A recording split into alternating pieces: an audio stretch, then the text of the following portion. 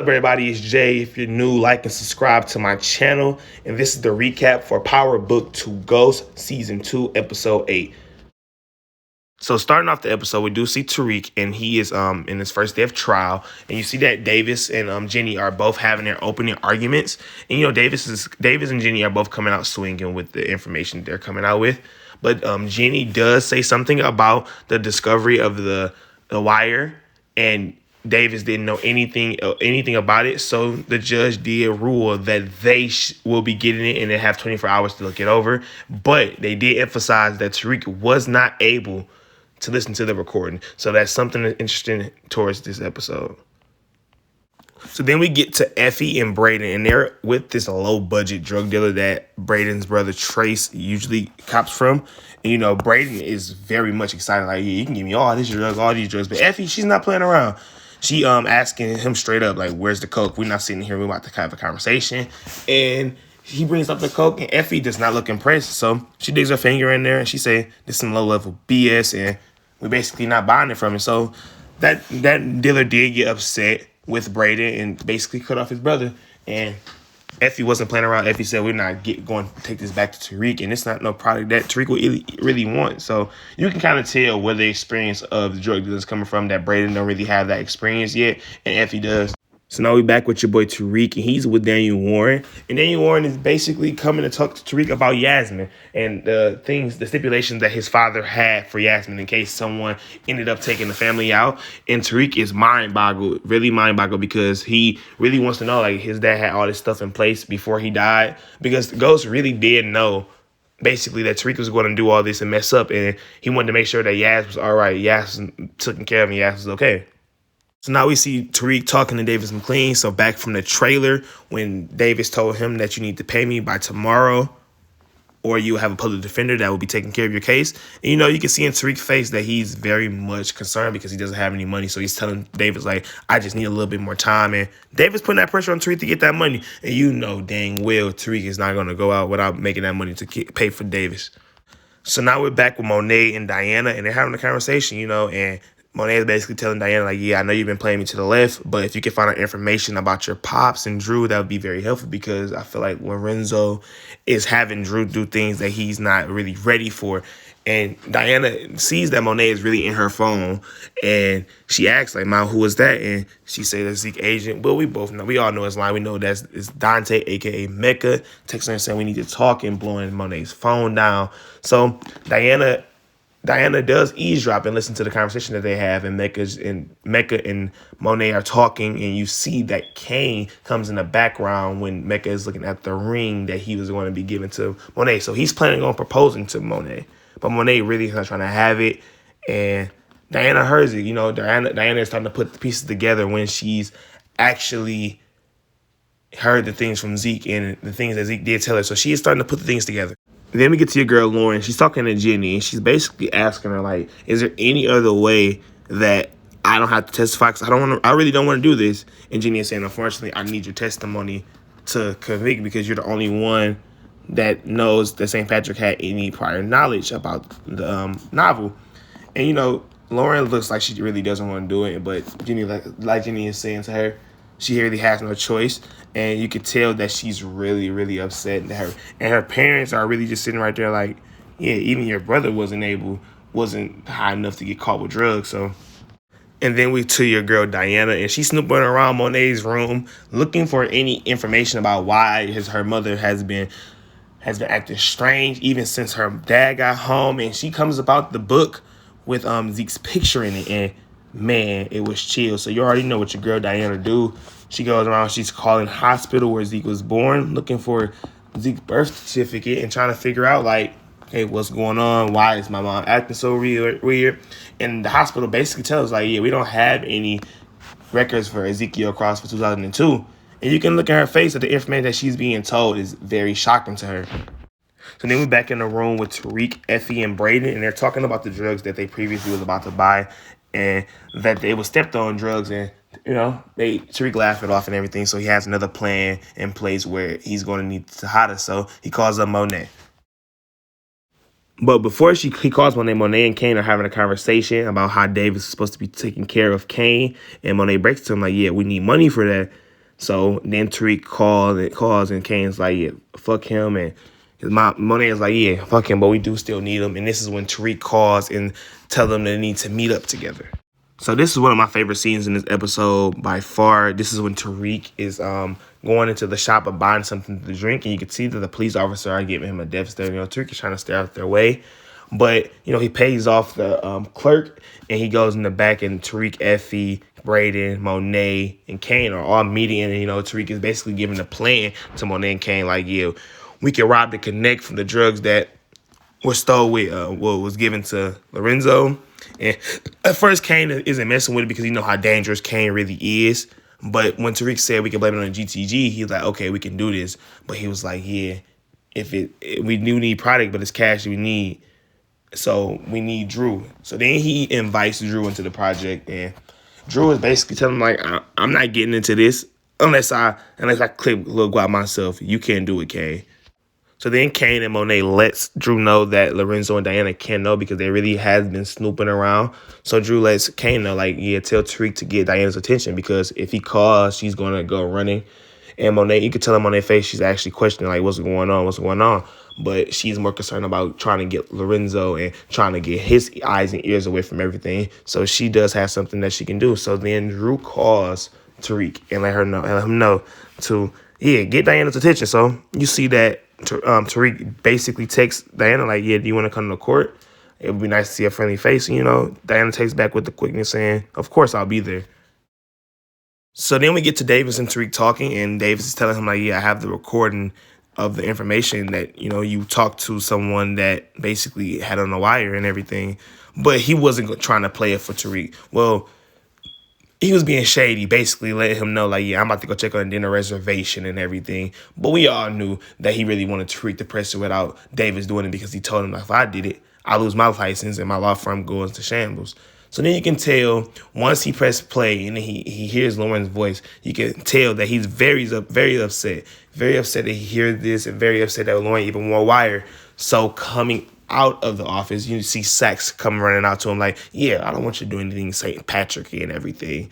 But it's almost like Tariq is very upset. He's not trying to listen to Saxe, and Saxe telling him, like, yeah, Professor Milgram has something to do with this. And, once he said that, Tariq eyes shot up like, wow, she really set me up, really set Lauren up to do this. It's not Lauren's fault. It's really Professor Milgram's fault. And then we get to Jenny and Saxe having a conversation after they just had some uncooked chicken sex together. And Jenny basically asks Saxe, like, how do you know about Lauren Baldwin? And she basically saying, like, yeah, I listened to the recording and I was able to put it together like that. So then Jenny is asking Saxe, like, is Lauren in trouble because has Tariq heard this recording? And Saxe is basically telling her, like, I can't legally answer you that question. So she kicks Saxe out of the house, and, she instantly calls Professor Milgram. And, Professor Milgram is not answering the phone because she's in class with Tariq and Rashad Tate. But once she finally answers the phone, Jenny tells her that, yeah, Davis has the tape, and I'm pretty sure that Tariq heard the tape. So once Professor Milgram hears Jenny tell her that Tariq heard the tape, she instantly hangs up and bolts to Lauren's room. So when she gets to Lauren's room, she sees Tariq, and her and Tariq are having a conversation. And basically, Tariq is manipulating her to go take Lauren's spot on the stand. And it's crazy when you think about it that an 18, 19-year-old kid was able to manipulate like a prosecutor. But, Tariq did it. Tariq got Professor Milgram to get on stand, and honestly, that was probably the smartest thing for Tariq. That was one of the smartest things that Tariq could have done in this episode. So then Lorenzo and Monet are talking about their last time they was at Coney Island, and they was having a little back down memory lane moment together. But you see a girl, Diana, walks up to Monet, basically asking Monet, like, we need to talk. And she's like, I got somewhere I gotta be. And Diana gets frustrated and walk off. So then Monet asks Diana, like, where you going? And, she tells him Zeke game. But you see in Monet's face, she knew it was some BS. So she goes being Detective Gadget again, just like Diana was, and snooping in her room. And what does she find? Condoms. So now she is speculating. Now she knows that Diana is sleeping with Tariq. And, she's very pissed, but she don't say nothing at that moment. Then you see Carrie comes up to the courthouse for Tariq's trial, and you basically see her talking to Jenny, basically saying like, yeah, Lauren Baldwin isn't safe. I can take the stand because I had prior knowledge from Jabari telling me about the novel. So Jenny is excited, like, okay, I don't have to put Lauren on the stand. So she put Carrie on the stand. Jenny asked the basic questions to her, but then Davis destroys her own cross, airing out that she's sleeping with Zeke, Jabari, even himself. And he said, by any means necessary, my client will walk. So you can just tell that the atmosphere was so changed because her credibility was just shot because she was sleeping with everybody that was involved in this case besides Tariq. And you could tell in Carrie's face that she knows she messed up and she knew that it was really the end for her career.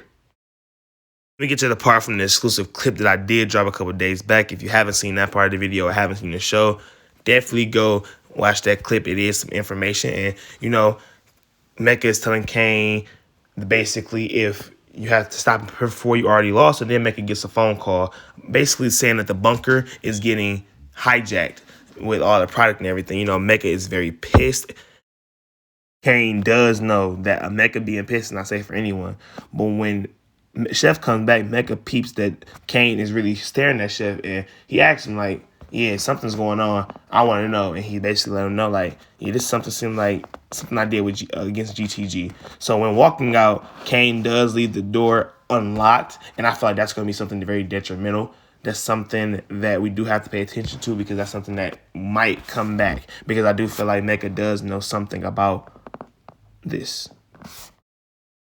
So then we get to the part of the heist when they're staking out, waiting for Mecca and Kane to leave. And you can tell Drew is just really in go mode. He's ready. And Braden is really pissing him off. Braden, it's not really Braden's lifestyle. It's something more so that Kane and Guap does. So you can really tell that during this scene that it's something that's going to be very epic. So Braden does go in. He's distracting the person at the desk. Effie goes in. She does steal the keys from the security guard by pretending that her grandma broke her hip when the power went out.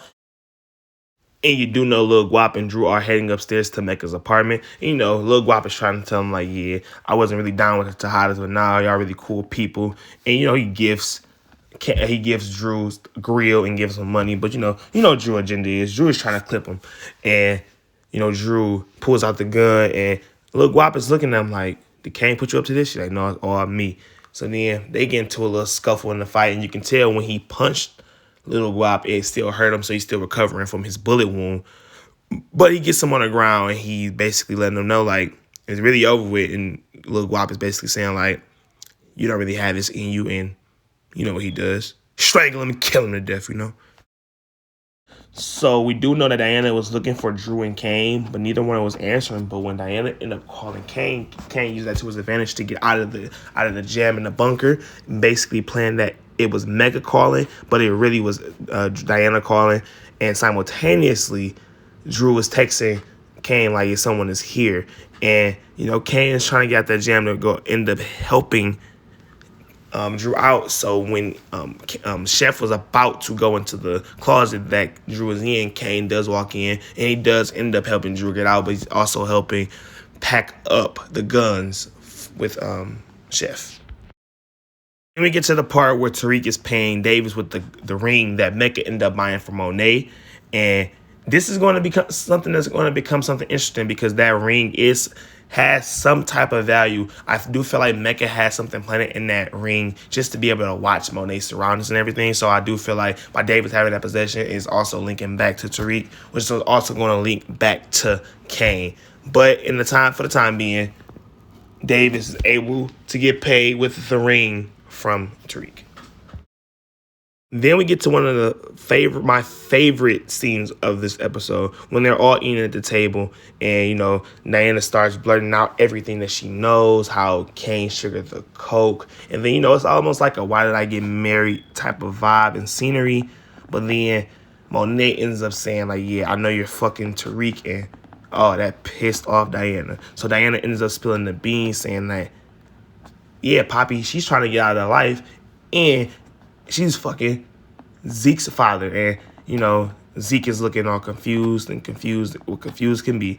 So then Diana ends up putting the birth certificate out on the ground. You know, Monet is looking very, very shook because now she knows all of her information is being put out there, and this is something that's very hurtful to her. So now Monet is really calling Zeke like, yeah, pick up. And she knows she really lost everything.